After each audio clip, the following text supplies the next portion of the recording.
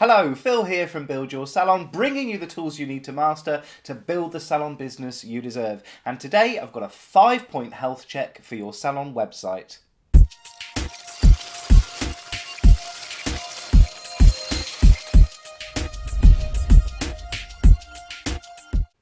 Hello and welcome. I hope you are well, salon builders. I'm a little bit cross.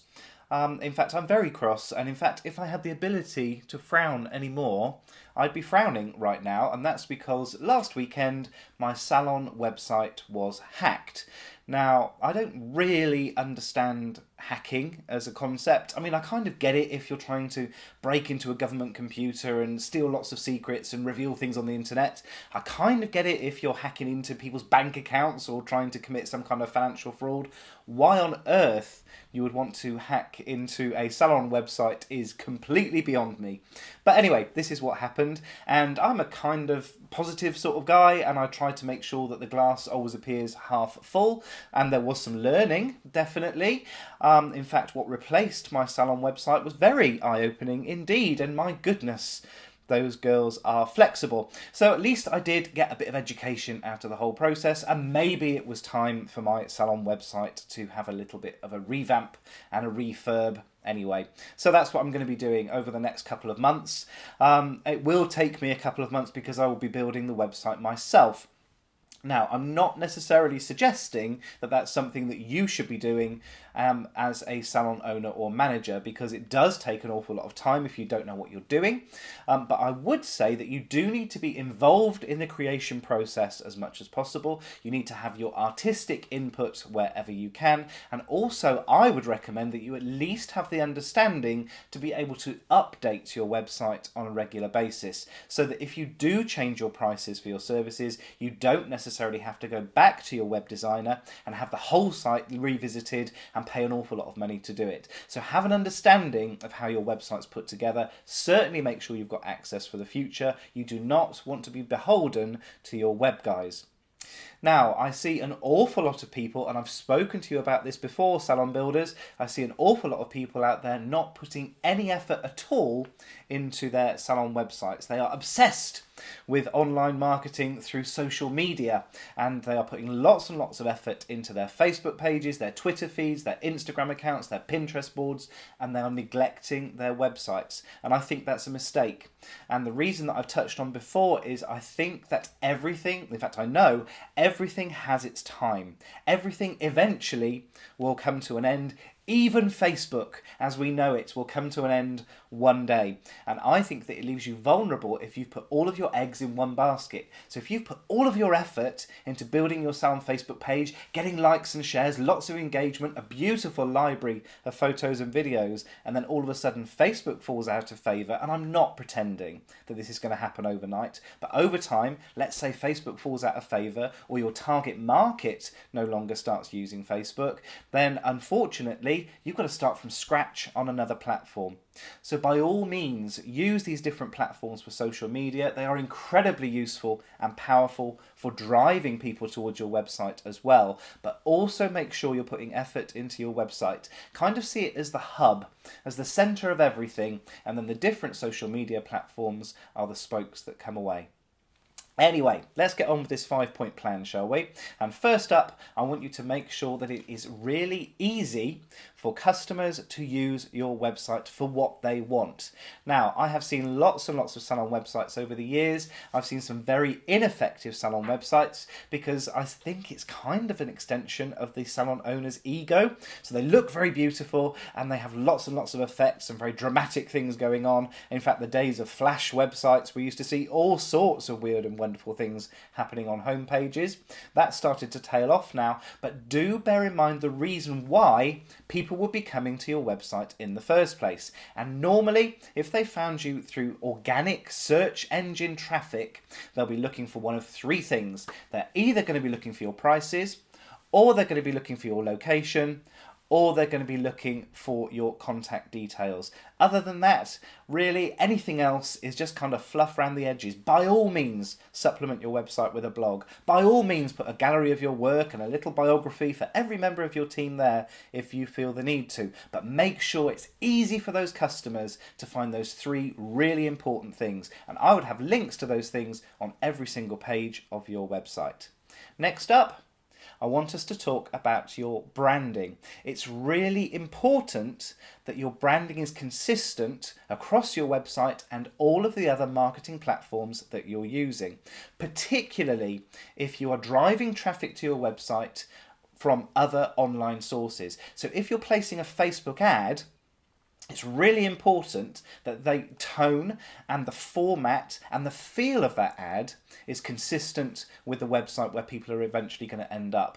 Because if there's a disconnect between the ad and the destination, your conversion rate will be much, much lower when people finally hit that website. It doesn't feel the same. Some people call this ad scent or ad fragrance. It's really important that you've got that similar flavour across the board. Next up, copy. I want to talk about the words that you put on the page for your website. Now, as far as copy goes, I want you to go all the way back, if you haven't seen it already, to episode 18. And in episode 18, I talk about something called your customer avatar. So this is a person who embodies all of the ideal characteristics for your target market.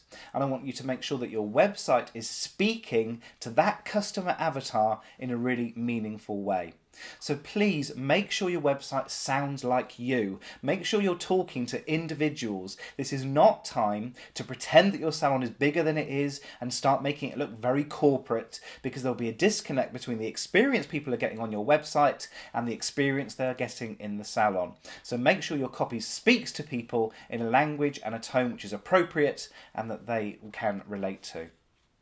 Next up, opt-ins. Now, this is something that I see very, very rarely on salon websites, and when I do see it, I see it done extremely badly. So what I want you to do is recognise how difficult it is these days to get people to visit your website. It is really tough. We're either spending a lot on search engine optimization, or we're paying lots for clicks on Google adverts, or we're paying Facebook for adverts to drive traffic towards our websites. The amount of people that will land there just coincidentally is getting smaller and smaller and smaller. So when they're there, let's make the absolute most out of them. And part of that picture is to get people to opt in, to leave their details with you so that you can then market to them in the future. There are a couple of ways that you can do it. The first way that I see a lot of salons that are getting opt-ins, what they're doing is they are collecting they're collecting addresses so that people can receive their newsletter. So there's a little box, it says subscribe to our newsletter, and I am going to put $1 out there and say that I reckon they get probably 1 or 2 opt-ins a year that way. The amount of people that will sign up for a newsletter is incredibly low. So we need to give people something a bit more exciting, and you could get a bit more bang for your buck if you said to people, sign up for our discount club, or sign up for something exclusive that they can't get any other way. You'll see the number of people increase. Again, you won't get very many, I'll be really honest with you, but it's definitely worth having them on there, because those few people are going to be very interested to hear from you.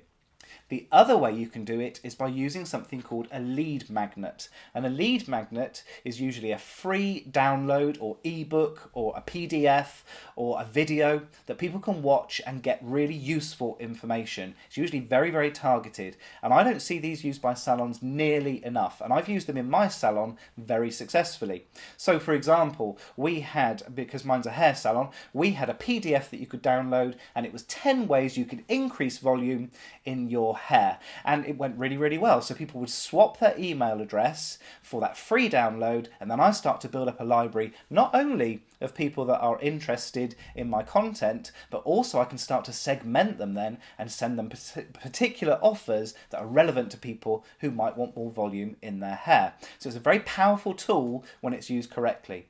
Either path that you go down though, make sure it is achingly clear what people are going to receive from you.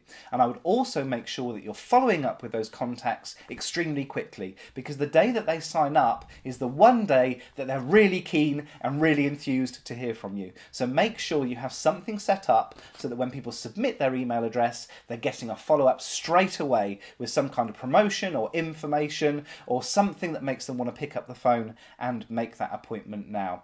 Usually that's done by something called an autoresponder. If you have a look on your email service, there will be some kind of autoresponder that you can set up. So as soon as somebody lands on your list, they get an email from you straight away. And my final point today is testimonials. Testimonials are extremely powerful in marketing terms, and that's because it doesn't matter how compelling your message is, your customer will always believe someone who is not related to your company more than they will trust you as a salon owner or manager.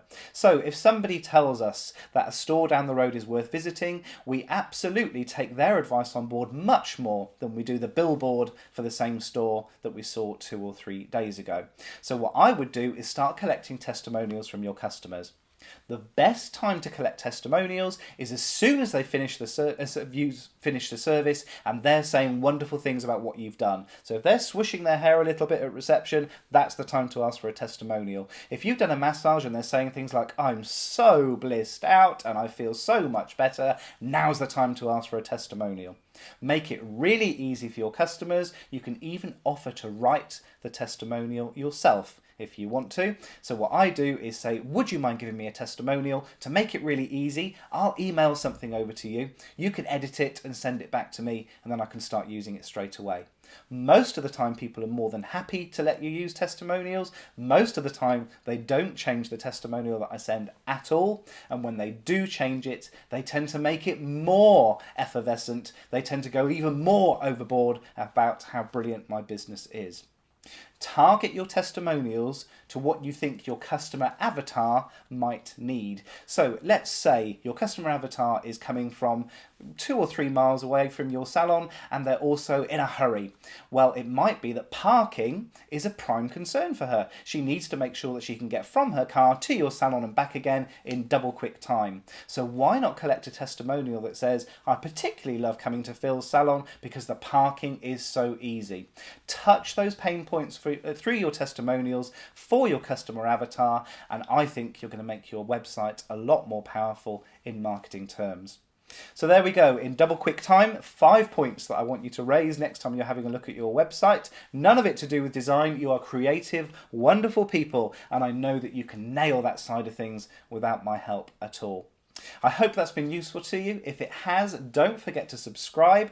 I do a broadcast like this every single week, and I would hate you to miss out on the content that I'm sharing. If you've already subscribed, I will see you next week. Take care.